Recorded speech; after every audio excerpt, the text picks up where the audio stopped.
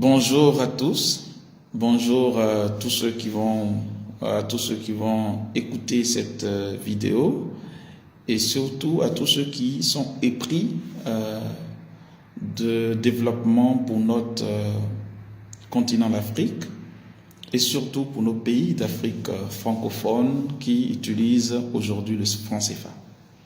D'abord, je salue l'intérêt que les Africains portent aux questions de développement. C'est une bonne chose, c'est une dynamique qu'il faut continuer. Moi, je suis un jeune Africain qui fondamentalement est inquiet et est préoccupé par les questions de développement de chez nous. J'ai fait beaucoup d'analyses et j'ai même des documents là-dessus. Professionnellement, je suis un professionnel de développement, je suis directeur dans une agence de développement, je suis expert comptable, j'ai fait mon MBA en finance à l'université de Pennsylvanie, j'ai anciennement travaillé à la Banque mondiale et puis aux États-Unis et à l'ONU également. Et puis bon, j'ai aussi des qualifications en fraude, en investigation, etc., etc.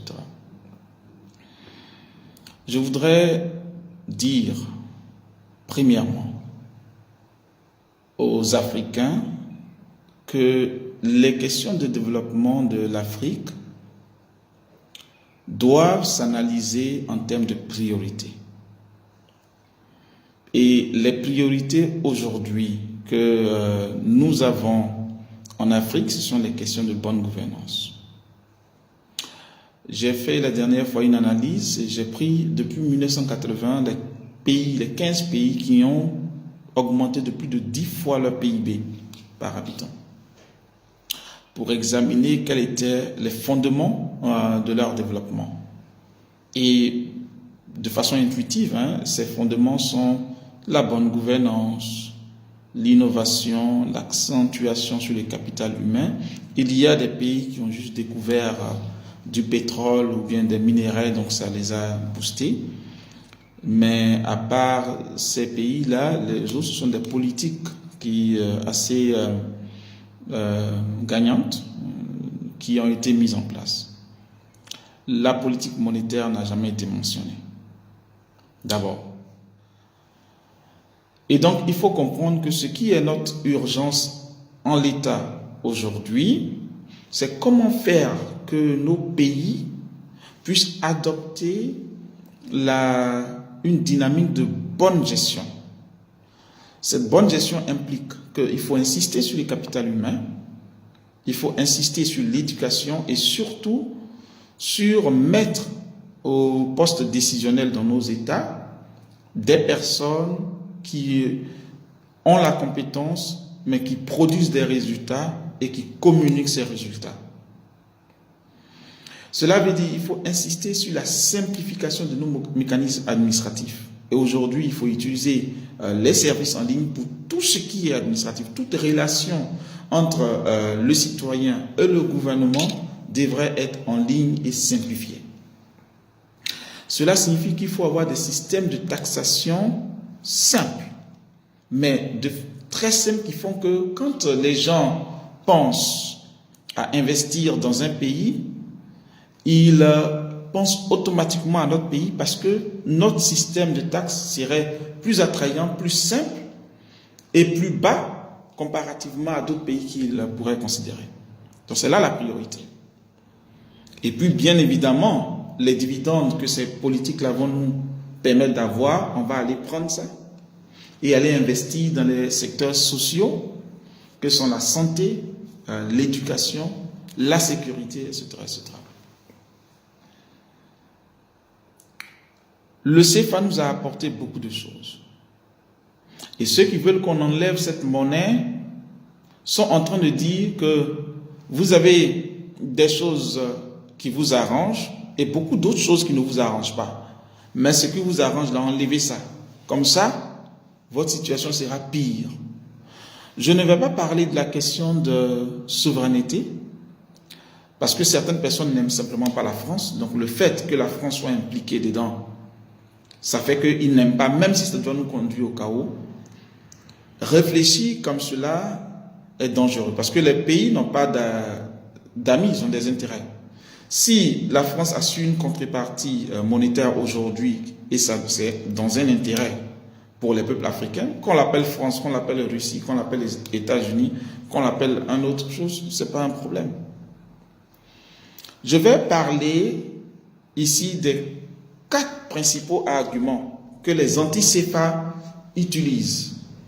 Ils mettent en évidence pour justifier que on devrait sortir du CFA et le plus tôt. Le premier argument qu'ils mettent, qui est écœurant, c'est le fait qu'on a nos réserves qui sont gérées par le Trésor français, et ces réserves-là auraient pu venir en Côte d'Ivoire et dans nos pays de la zone franc pour être investies et pour financer notre développement. Et que le fait que les Français, on leur a donné nos réserves, c'est une servitude volontaire. Ils vont plus loin pour dire que, et voilà comment ils présentent, ils disent non, l'argent, quand on exporte nos matières, l'argent qu'on gagne, la France prend la moitié. C'est ce qu'ils expliquent. Cette explication est une explication de mauvaise foi.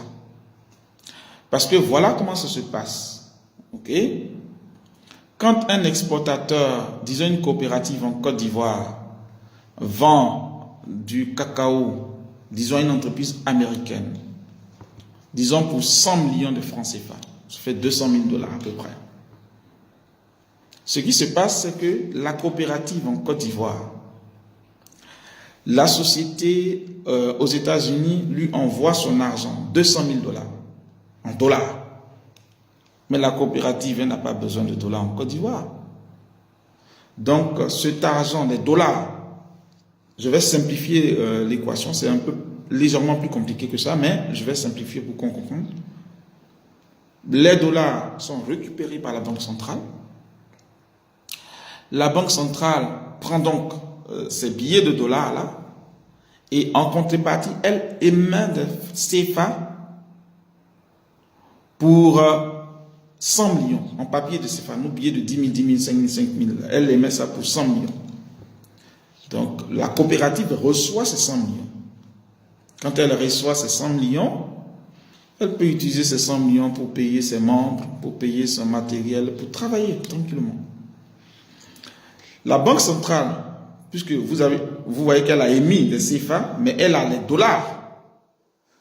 Comme les dollars, on ne peut pas les utiliser en Côte d'Ivoire, et je vais revenir là-dessus, elle prend ces dollars, elle prend la moitié, elle investit ça avec le Trésor français, qui lui paye des intérêts, autour de 0,7% les intérêts. Et l'autre moitié, elle a ça, mais comme elle ne peut pas investir de toute façon en Côte d'Ivoire, c'est-à-dire les 100 000 $ qui restent, elle prend, elle investit ça sur le marché américain, aux États-Unis, elle envoie ça aux États-Unis pour investir, pour avoir peut-être des demi-pourcents, des 1%, peu importe, dans ce qu'on appelle dans les bons du Trésor américain, ou ailleurs, ça dépend de la monnaie, elle investit ailleurs aussi. Dans ce mécanisme, il faut comprendre une chose, que l'argument sur le réserve ne tient pas à 4 niveaux. Et je vais citer à 5 niveaux plutôt. Et je vais citer ces 5 niveaux-là. Premièrement, la contrepartie, c'est-à-dire l'argent de nos réserves, c'est déjà en fait chez nous ici. Puisque, rappelez-vous dans l'exemple, la coopérative, elle a déjà eu des billets pour 100 millions de francs CFA, donc elle peut utiliser ça. Donc c'est déjà là. Donc si ça doit être pris pour investir dans nos économies, aider au développement, c'est déjà là. Il faut bien que les gens comprennent ça. Cet argent est déjà là. Et donc l'argument qui dit on doit ramener ça en Côte d'Ivoire ne tient pas, puisque de toute façon, et c'est le deuxième argument, techniquement, il est impossible d'utiliser des dollars pour se promener à Abidjan pour dépenser ça. Les gens ont besoin de CFA. Et vous vous rappelez dans la transaction que la Banque centrale a fait, elle a pris les dollars, mais elle a émis une contrepartie en CFA, et puis elle a donné ça à l'opérateur. Donc ces CFA-là sont utilisés en Côte d'Ivoire, mais les dollars qu'elle a, on ne peut pas l'utiliser en Côte d'Ivoire. Forcément, si elle veut l'utiliser en Côte d'Ivoire, elle devrait émettre la contrepartie en CFA et garder les dollars. C'est ce qu'elle a déjà fait.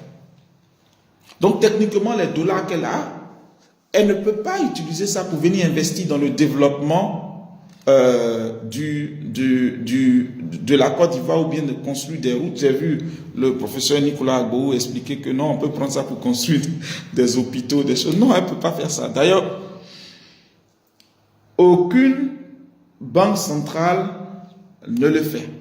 C'est-à-dire les banques centrales, leurs réserves, et c'est un argument qu'il faut bien comprendre, elles ont besoin d'investir ça dans ce qu'on appelle des actifs sûrs. Pourquoi? Parce que les réserves qu'elles ont, c'est-à-dire les monnaies des autres pays qu'elles ont, elles veulent qu'à peu près, ça puisse correspondre aux monnaies qui sont en circulation chez elles. Pourquoi? Parce que demain, si jamais tous les Ivoiriens, ou beaucoup d'Ivoiriens disaient que « Ah, moi je veux plus de CFA, je veux convertir ma monnaie en dollars », elle veut pouvoir être sûre qu'elle a suffisamment de dollars pour faire face. Donc, pour ne pas qu'elle perde ça, elle prend ces dollars qu'elle a et vient investir dans des endroits qui sont sûrs. Par exemple, les bons du Trésor américain qui sont considérés comme des bons sûrs, ou bien les bons de Trésor des différents pays européens ou japonais, etc., etc. Donc, c'est ce qu'elle fait. Et donc, le deuxième argument, techniquement, on peut pas prendre ces dollars-là, venir investir. On a oublié de prendre une contrepartie. Et, une précision importante, le jour où, par exemple, nous, on veut construire notre hôpital avec cet argent, disons la coopérative, dont j'ai parlé, elle a eu ses 100 millions de francs CFA, et elle dit, dans le village où elle est basée, il n'y a pas d'hôpital. Donc, elle veut construire l'hôpital, mais le matériel de cet hôpital-là s'achète aux États-Unis. À cause de la libre convertibilité, elle peut prendre son argent, si elle a pris 50 millions dedans, elle peut tranquillement aller auprès de sa banque, de la banque centrale, pour dire les 50 millions, donnez-moi des dollars parce que je veux acheter des médicaments, des matériels des hôpitaux aux États-Unis là-bas. Et comme il y a une libre convertibilité, quel que soit le montant qu'elle a en CFA ici, il n'y aura pas de problème pour qu'elle aille convertir ça en dollars pour acheter ce qu'elle veut acheter à l'extérieur de la Côte d'Ivoire. Donc, il faut bien comprendre comment ça fonctionne. Ensuite, le troisième argument qui fait que l'argument sur les réserves, il n'est pas juste, c'est que le montant des réserves, finalement, il est très bas. Vous savez, le budget de la Côte d'Ivoire est à peu près de 7 000 milliards. Dedans les concours internationaux de la Côte d'Ivoire, je n'ai pas le chiffre exact, mais ça dépasse les 1000 milliards. Les réserves aujourd'hui qu'on a à fin 2017 sont simplement de 856 milliards, je crois. 856 milliards de francs CFA. Vous savez, ce montant-là, ces 856 milliards, même si on envoie ça aujourd'hui, ça ne va pas faire une grande différence dans notre développement. D'ailleurs, dans le secteur café-cacao, il y a eu un scandale qui dit qu'on a perdu dedans 800 et quelques milliards. C'est pas aller quelque part.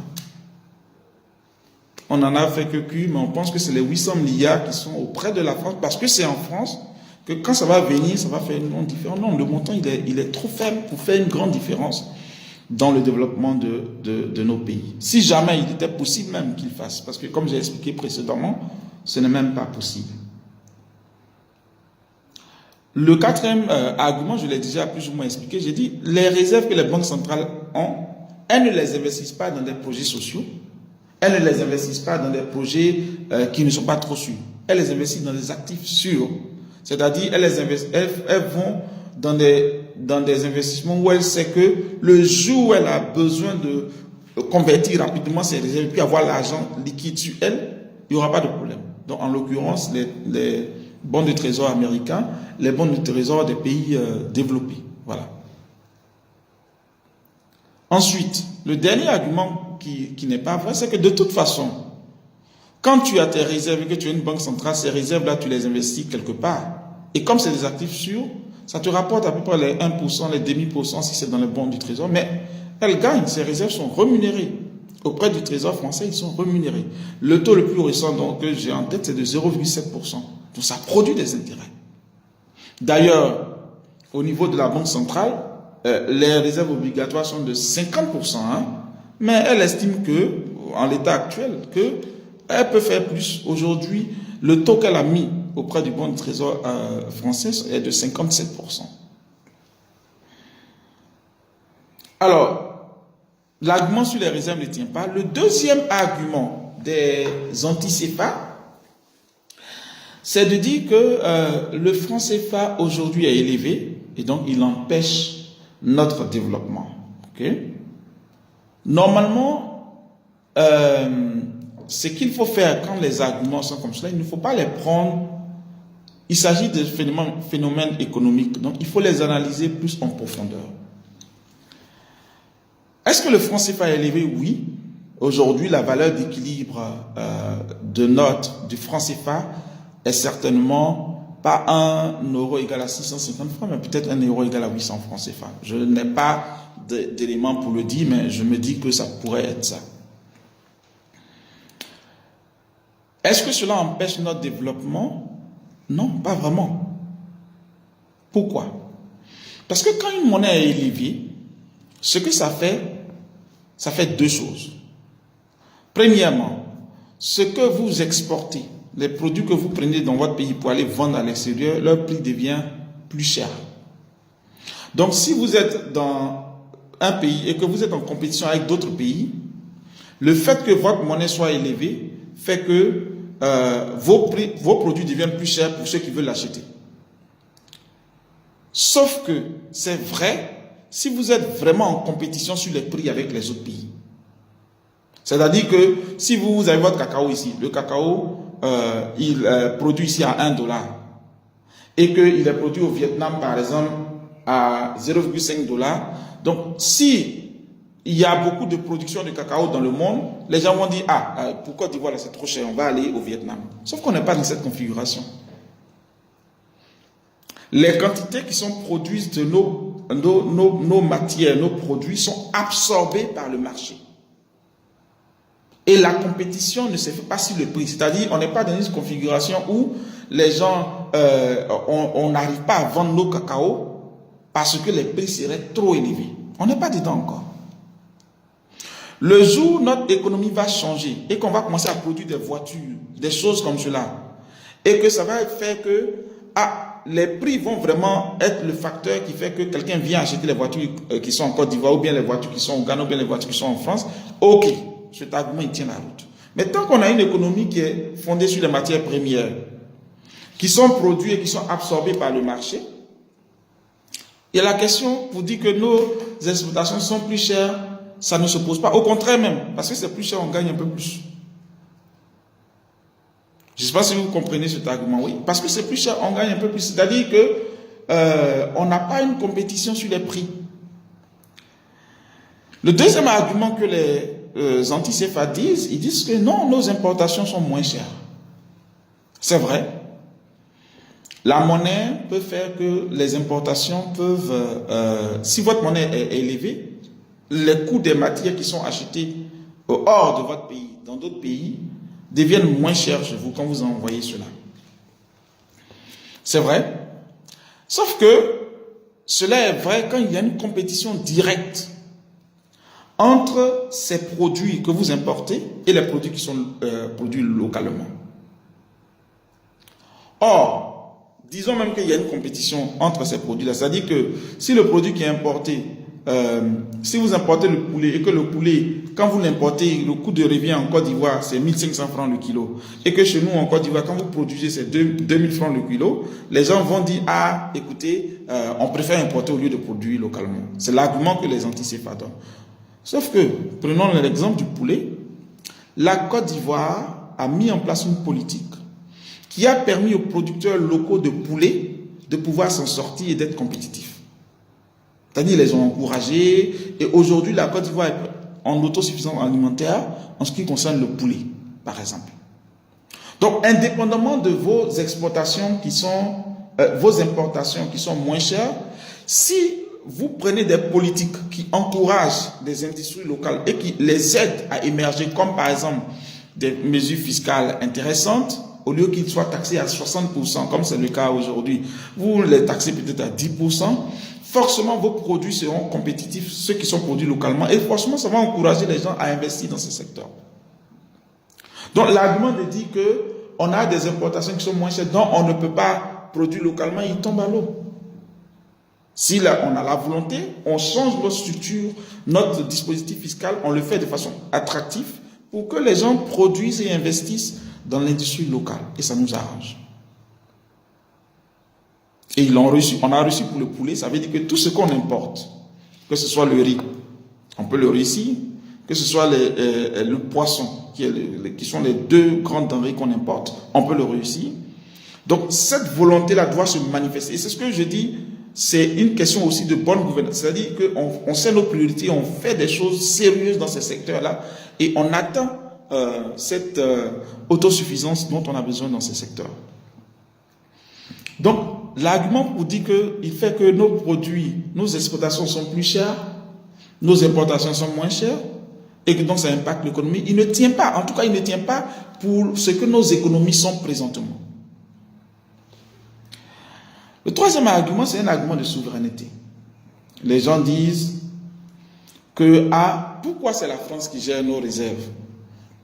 Elle ne doit pas gérer nos réserves, mais il y a trois éléments qui font que cet argument ne tient pas la route. D'abord, ce n'est pas toutes les réserves que la France gère, c'est la moitié. Ça veut dire que l'autre moitié, c'est la BCEAO qui gère ses réserves.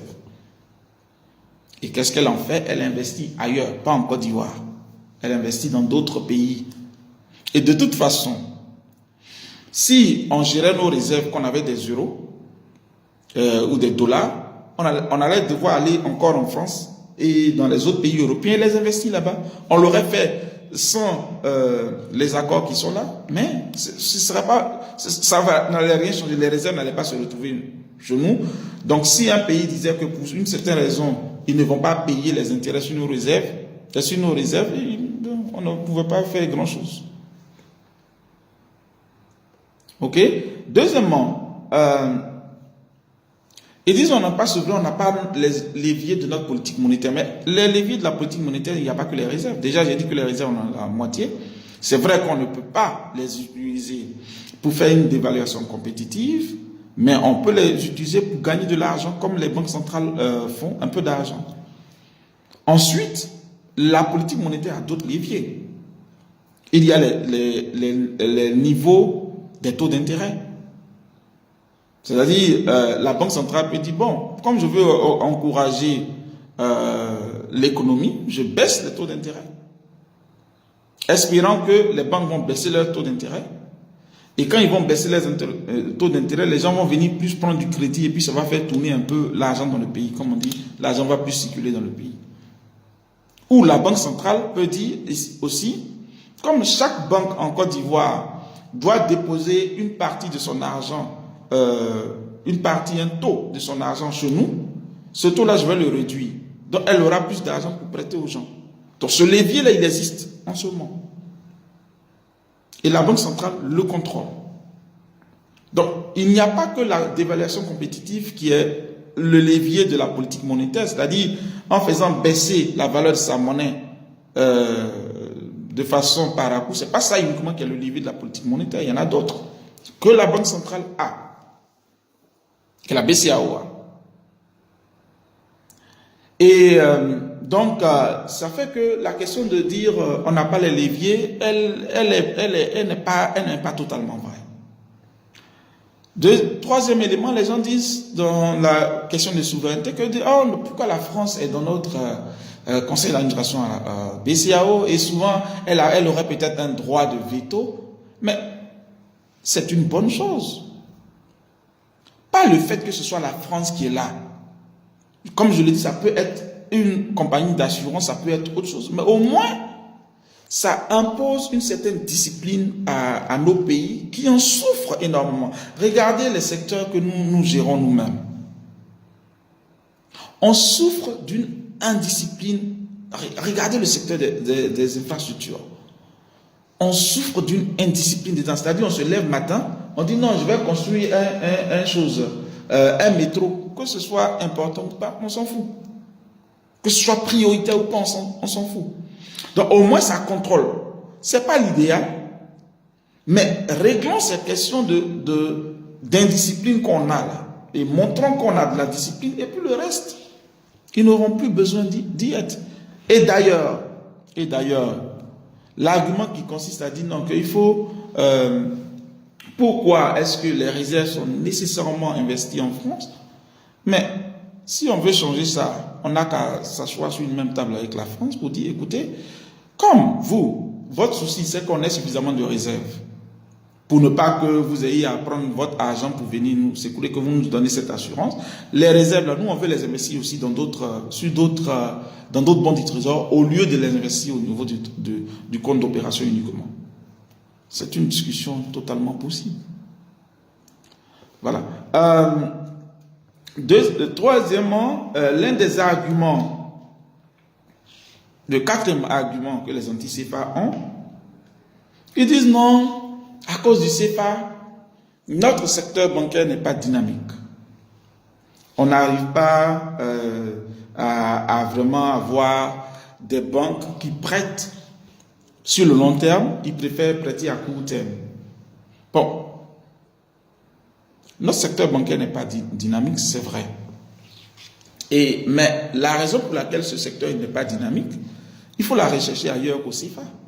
D'ailleurs, ok, les banques se refinancent, c'est-à-dire ils prennent de l'argent auprès, c'est vrai, de la BCEAO, mais beaucoup de nos banques prennent de l'argent auprès de leur société mère. C'est-à-dire, les banques comme les sociétés générales, ils ont un standing qui fait qu'ils peuvent aller prendre du capital, de l'argent, à des coûts réduits ailleurs qu'auprès de la BCEAO. Qu'est-ce que cela veut dire en fait? Cela veut dire que si les banques chez nous sont réticentes à donner des crédits auto aux jeunes salariés, sont réticentes à donner certaines choses, des prêts aux autres salariés, ou par exemple on n'a pas de crédit à la consommation vraiment dynamique, ou quand tu veux acheter de l'électroménager, il n'y a pas de crédit qui t'aide pour prendre cet électroménager, etc., etc. C'est parce que les systèmes qui font que la banque aura confiance, qui sont plusieurs systèmes que je vais citer tout à l'heure, ces systèmes-là n'existent pas. Tu vas donner de l'argent aux frères d'un ministre ou bien aux frères d'un DG, de quelqu'un d'important dans le pays. Si la banque demain te réclame ton argent que tu ne veux pas payer, ça ne va pas aller quelque part dans notre pays. Donc la banque a peur de prendre un engagement sur 10, 20 ans. Tu as l'immobilier. L'immobilier, c'est façon. Là. Pour avoir le titre de propriété, pour être sûr du titre de propriété, c'est compliqué. La banque a peur de donner en fait son argent à quelqu'un pour acheter une maison. On n'a même pas d'adresse. On ne sait pas où les gens physiquement ils sont. On peut pas. On est obligé de dire à côté de la pharmacie là, ici. Donc forcément la banque, les banques ont peur. On n'a pas de système d'identification important. Celui qui écoute cette vidéo, son nom. N'importe quel, moi je m'appelle Carlos Dadi, je peux aller faire je prends un peu d'argent, 200 000, 300 000, quelqu'un va me faire un passeport de suite dans lequel il me fait appeler Karamoko Yayoro. Simplement. Mais quand les banques, si vous êtes banquier même et que vous êtes dans une situation comme ça, vous allez avoir peur de prêter aux gens. Donc la question du dynamisme du secteur bancaire est à rechercher dans d'autres considérations. Si vous voulez avoir un secteur bancaire dynamique, il y a beaucoup de choses que vous pouvez faire. D'ailleurs, il faut préciser, en Côte d'Ivoire, il y a une grande partie de l'argent en circulation qui échappe au système bancaire. C'est sous les matelas, c'est en cash, ces choses. Mais quand tu veux gérer cela, il y a des politiques que tu peux faire. Tu peux dire par exemple que On n'achète plus une voiture avec l'argent cash. On n'achète plus une maison avec l'argent cash. S'il n'y a pas le chèque, on ne te donne pas ton titre de propriété là-dessus. Vous allez voir, les gens qui ont leur argent sur les matelas, ils vont voir, puisque tout le monde a besoin de voiture. Ils vont vouloir acheter une voiture, ils vont aller enlever le matelas, ils sont obligés de déposer sans banque pour faire les choses. Donc il y a des politiques et qui peuvent aider les banques à avoir plus de liquidité. Et donc si les banques ont plus d'argent, forcément elles vont prendre un peu plus de risques pour prêter. Et quand vous créez les conditions pour que la banque n'ait plus peur que son argent ne sera pas remboursé, automatiquement elle est à même de prêter. Donc c'est comme ça que tu rends le secteur bancaire dynamique. Je ne dis pas que c'est le CFA.